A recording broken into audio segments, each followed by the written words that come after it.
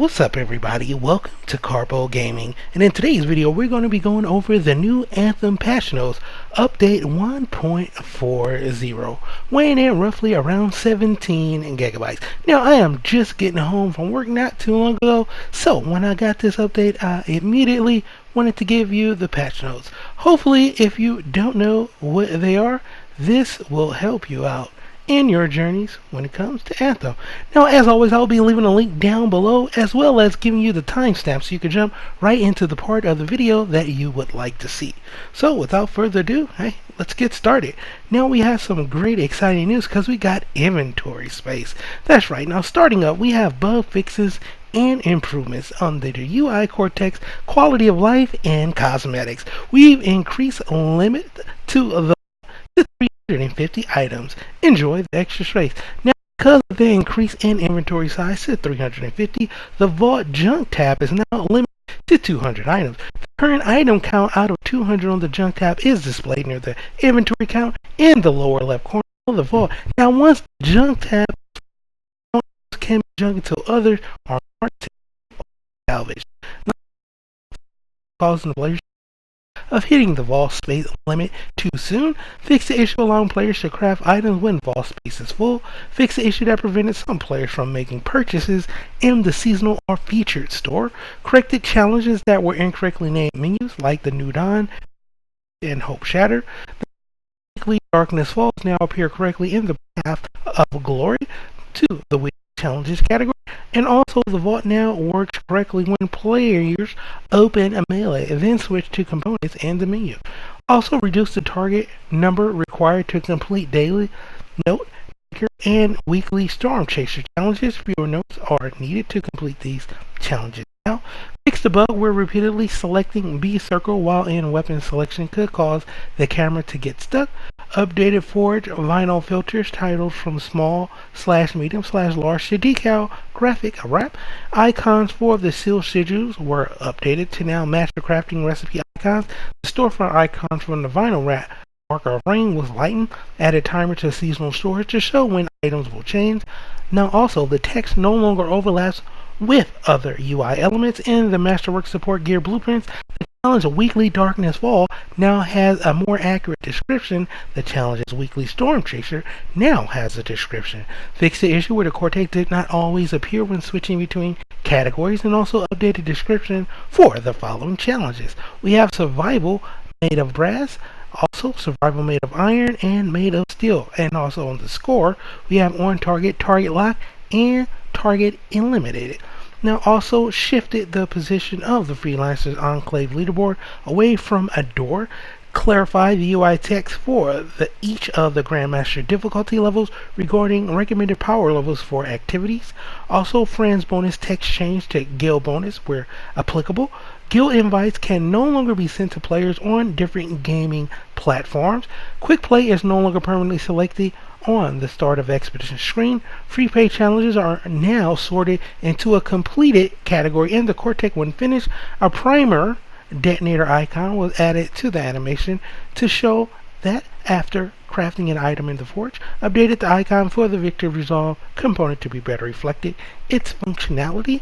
Also, all references to the challenge Complete All Missing Challenges was renamed and were updated to Defender of Tarsus. Also, Expedition and difficulty information was added to the Expedition track menu. HUD opacity settings now apply to the player HUD and Fort Tarsus. Also, materials sold by the crafting store vendor now specify how many of each materials can be purchased. Salvaging animation latency in the Vault and Forge has been reduced. Various quality of life improvements were made to minor users interface and instructions and HUD elements. Various fixes and visual improvements were made to various armor packs, wraps, and decals. Also, various UI fixes were made, and various Cortex and journal entry text and images fixes and improvements were made. Now, under gameplay. Under gameplay, fix the issue that caused the Colossal Shield to take no damage from projectiles. Loot drops were removed from the first Year 6 encounter in the What Harkins Want missions to prevent an exploit, so that has been fixed. Also fix the issue that could cause enemies to spawn behind walls in the Temple of Scar mission. An unattended fog wall was removed from a doorway in the Temple of Scar mission as well. Now the large door in the room before the second chest in the Temple of Scar mission no longer becomes invisible when the party is defeated. And fix the issue where the sticky grenade / the gambit and aftershock sentinel vengeance would detonate immediately when attaching to the enemy's weak point. Adjusted the teleport pad position to prevent a player spawning partially under the terrain. Corrected the location of the echo pool that summons the optional boss during the Sea of Takaro event. Increased the force field size in the Casca Forge event to prevent players from squeezing through without dropping the relic shard while the force field is active. Fix the issue preventing Eternal Squall with multiple charges from both priming and detonating to trigger a combo. Move the boss and the Sentinel's ambush guard encounter to spawn from a partial inside the bunker. Implemented a change that unspawns removed and any additional enemies Avara has to spawn once she has been defeated. Interceptor clusters mine now exposed properly when colliding with the Titan. Fix the bug that could cause some players to get trapped under the forge in rare instances. Also fix a bug that caused the loot from Celio's defeated to be trapped inside her force field. Now players will now get a party gather warning when standing near the door of the Temple of Scar boss area. Party gather messages no longer appear at the edges of the Temple of Scar boss arena, and now players can now use matchmaking to join in progress trials in the Fortress of Dawn mission. Also, the Colossus shield bar no longer disappears when the player tries to open the shield immediately after the bar has been fully recharged. Interceptor and Ranger support pieces no longer drop with bonuses that are only applied to specific gear pieces. Examples: combo or effect, percentages on the target peaking. Also, fix the issue where health and ammo were not spawning correctly in some instances. Fix the issue that caused the element icon on the Storm's ultimate to be off by 1 when the player repeatedly pressed the right trigger button. Also fix geometry at a number of locations to prevent freelancers from going out of bounds. Also various fixes and improvements to the Cataclysm content update and various fixes and improvements to non-Cataclysm based game content.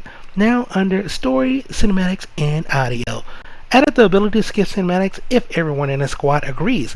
Hold the appropriate button to vote to skip the cinematic scene. Be on Xbox, circle on the PS4, and escape on PC. Fix the rare crash and audio loading code. Also corrected the lighting in the cinematic scene that occurs after Var is defeated. Fix the bug that prevented the proper music from loading during Var Harken cinematic scenes in the Cataclysm content. Corrected various music cues during some contract missions. And also interactable content and Brand's role-playing episode is no longer gathered by ambient radio recordings. These ambient episodes now occur at the end of the role-playing arc. Also fix the issue that caused Owen to disappear from a cutscene on rare occasion, and also various fixes and improvements to audio issues. Now under other general bug fixes and improvements. Fix the issue that could cause the infinite loading into the Cataclysm if graphics settings were set too low. Fix the issue causing some players to get stuck at the end expedition screen after exiting the start of expedition screen. Fixed an occasional crash that occurred when charging weapon gear caused an old time not loaded error message. Also fixed the bug that scratched some game display elements when playing the game on ultra wide monitors 21:9 ratio. Also visual effects improved to better balancing nighttime visual improvements and performance optimization. Fix the issue with the sniper laser being green at night and beam lighting being too intense. Various art fixes, and last but not least, fix the issue that caused the players to be stuck at recording victory after ending the gameplay. So there you have it, ladies and gentlemen. We have the new update for Anthem, update 1.40. We have vault size increase. We have the new skip the cinematic screens, and yeah, we don't have any nerfs for Jar's Wrath. That is always a good thing. So yeah, that's pretty much going to end it for this video. As always, if you are new to the channel, hey, welcome. Don't forget to subscribe, and if you want to help out the channel in the video, you can do so by liking the video if you indeed like the video. Once again, thank you everybody for all your love and support, and as always, I'll be seeing y'all in the next one.